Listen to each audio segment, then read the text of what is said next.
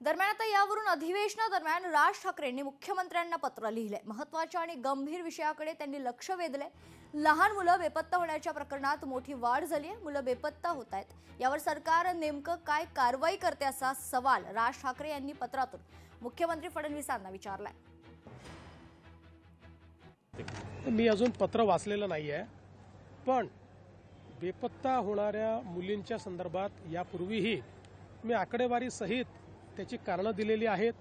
मुली परत किती येतात हे देखील सांगितलेलं आहे।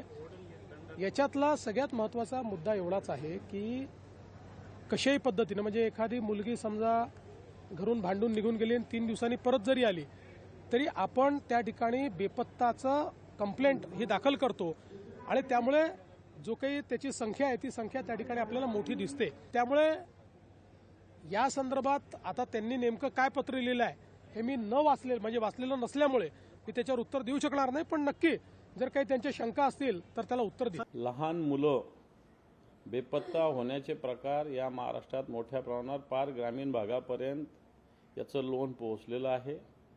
शाळेत म्हणा, अन्य ठिकाणावर म्हणा, खाऊचं आमिष दाखवून म्हणा, काहीतरी आमिष दाखवून लहान मुलं पळवायचे, नंतर पालकांना फोन करायचे, असे सुद्धा प्रकार झालेले आहे।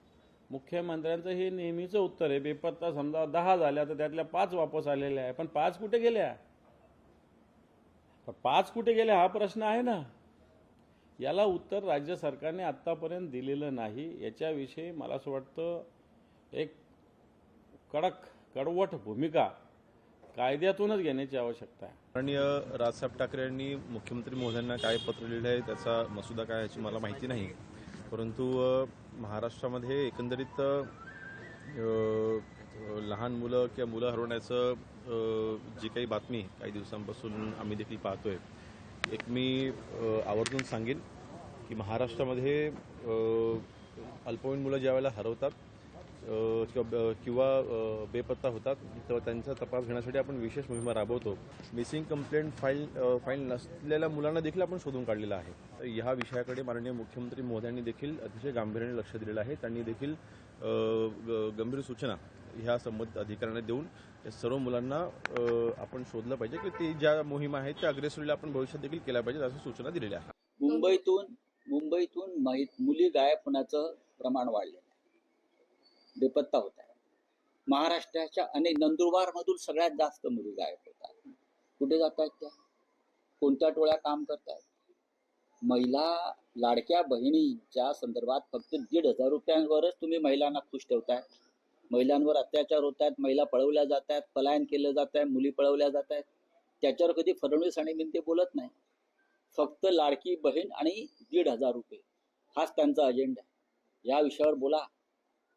मुंबईतून मुली का गायब होत आहेत, कोणती टोळी इथे काम करते आहे, याच्यावर जरा फडणवीस तोंड उघडा। लहान मुलां बेपत्ता होणे गंभीर बाब आहे, कारण आज ज्यांच्या भविष्यावरती भारत चालणार आहे तीच मुलं असे कुठल्या परिस्थितीत ते बेपत्ता होतात अजून काय कळत नाही। ते मानसिक तणावामध्ये होतात की कोण पळवून नेतो, याचा थांबतक्का राज्याचे गृहमंत्री आणि सध्याचे CM हे त्याच्यावरती तोडगा काढू शकतात। अरे राज्यामध्ये तर 2,56,000 महिला आणि तरुणी अद्यापही गायब आहेत। हे सांगतात की आमचं शोधण्याचं आम्ही शोधून काढलेल्या किमान 80% सापडले आहेत, आम्ही शोधले आहेत।